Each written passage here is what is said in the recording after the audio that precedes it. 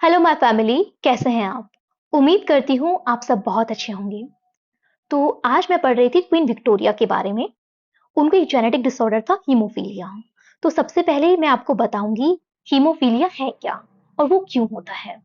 उसके बाद जो मैंने लर्निंग उनकी लाइफ से एक्सट्रैक्ट किया है वो मैं आपके साथ शेयर करूंगी। तो बात करते हैं हीमोफीलिया की। हीमोफीलिया एक जेनेटिक डिसऑर्डर है।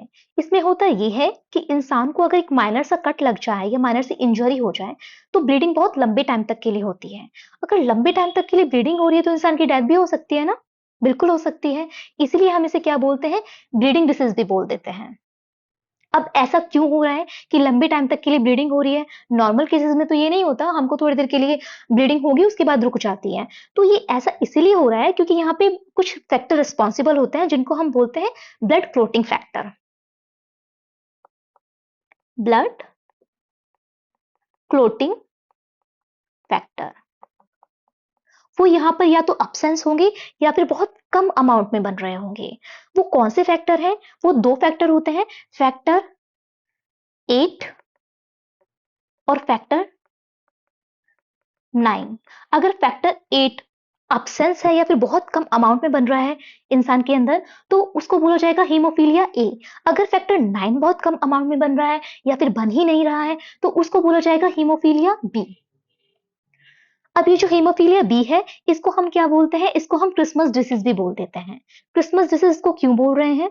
क्योंकि जो फर्स्ट पेशेंट थे स्टीफन क्रिसमस, मतलब उनका नाम ही स्टीफन क्रिसमस है, उनको ये 1952 में डायग्नोस किया गया था कि उनको हीमोफीलिया बी है।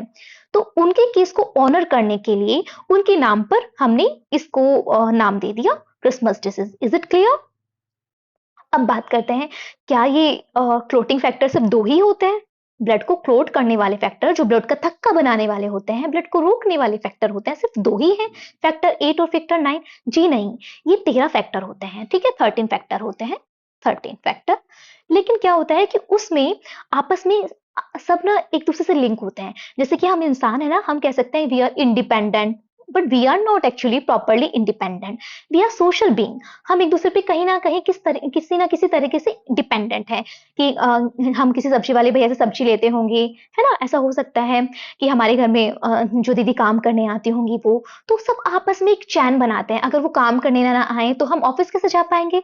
इस तरह से आपस में एक दूसरे से कोरिलेट है, एक चैन बना लेते हैं। तो इसी तरह से ये जो फैक्टर 8 है और फैक्टर 9 है, ये भी इसी तरह से चैन का एक पार्ट है। अगर ये नहीं होंगे तो वो चैन टूट जाएगी और फिर ब्लड की क्लोटिंग होने में प्रॉब्लम आ जाएगी। डन। तो अब बात करते हैं ये क्या होता है कि जो मेल है उनको ज्यादा पाया जाता है इन कंपैरिजन ऑफ फीमेल, और हम इसको बोलते हैं एक्स लिंक्ड रिसेसिव डिसऑर्डर।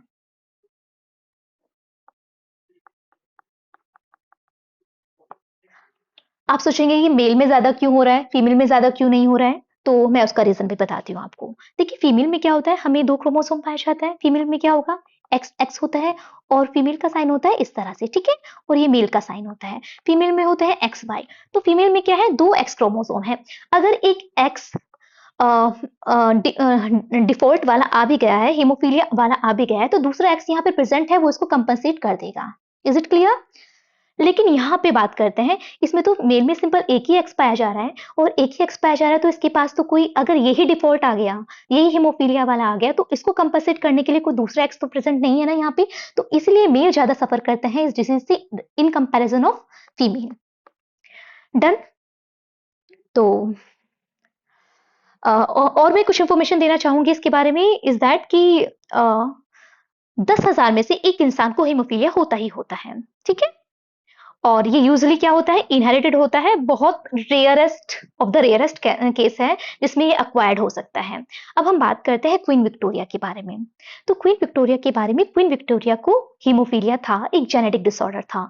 और उनके 9 बच्चे होते हैं, 9 बच्चों में से 3 बच्चों को ये हीमोफीलिया जाता है। 2 डॉटर होती हैं जो कि कैरियर होती हैं। कैरियर किस केस को बोलते हैं, जब फीमेल में एक एक्स डिफेक्टेड हो, दूसरा एक्स नॉर्मल हो, तो ये इसको कंपनसेट कर सकता है। तो ये फीमेल क्या कह रहा है, ये करियर, कि ये खुद उस प्रॉब्लम से सफर नहीं कर रही है, लेकिन ये पास ऑन कर देगी, किसमें, अपने बच्चों में पास ऑन कर सकती है। किसमें, मेल में पास ऑन कर सकती है, अगर वही वाला एक्स जो डिफेक्टेड है वो मेल में चला गया। डन। तो अब क्वीन विक्टोरिया को हीमोफीलिया था, तो वो कंप्लेन कर सकती थी कि भगवान मुझे ही प्रॉब्लम क्यों दी, अब मैं कैसे रूल कर सकूंगी। तो उनकी उनकी स्पिरिट टूट सकती थी। लेकिन उन्होंने क्या करा, उसको हाइड नहीं करा, उन्होंने सेल्फ पिटी नहीं करा, उन्होंने कंप्लेन नहीं करा, पर उन्होंने रूल किया किसके साथ, with grace, power and legacy. तो मुझे यही सीखने के लिए मिला इससे कि हमारी लाइफ में भी हो सकता है, हर एक इंसान अपनी जिंदगी में कुछ ना कुछ सफर कर रहा है, एक छोटी छोटी बैटल हर इंसान आपस में मतलब अपनी जिंदगी में लड़ रहा है। लेकिन हमें उन बैटल के साथ ही आगे बढ़ना होगा। हम वेट नहीं करेंगे कि जब ये प्रॉब्लम रिजॉल्व हो जाएगी, हम वेट नहीं करेंगे कि जब हम परफेक्ट हो जाएंगे, जब हमारी पूरी जिंदगी परफेक्ट हो जाएगी तभी हम आगे बढ़ेंगे, नहीं। बिल्कुल वेट नहीं करना है परफेक्ट होने का अपनी लाइफ का। जो आप जहां पर हैं जिंदगी में, जो कुछ भी है, आपको रूल करना है और आपको तो अपनी जिंदगी को रूल करना है। क्वीन विक्टोरिया को ये डिसऑर्डर था और उन्होंने 70 नहीं, 63 ईयर तक उन्होंने रूल किया। 63 ईयर 7 मंथ तक उन्होंने रूल किया। जब वो इतने लंबे टाइम तक रूल कर सकती हैं, एक क्वीन रूल कर सकती है जिसको एक जेनेटिक डिसऑर्डर है, उन्होंने सेल्फ पिटी नहीं करा, खुद पर सेल्फ डाउट नहीं करा कि हाँ जी मुझे तो ये है, मैं क्या करूं, मैं कैसे रूल करूं, खुद पे क्वेश्चन उठाया नहीं। उन्होंने देखा कि जो मेरी वीकनेस है मैं इसको स्ट्रेंथ बनाऊंगी और मैं आगे बढ़ूंगी। तो मुझे लगता है कि हम भी ऐसा कुछ कर सकते हैं, बिल्कुल कर सकते हैं। बस जरूरत है तो अपनी सोच को थोड़ा मोल्ड करने की।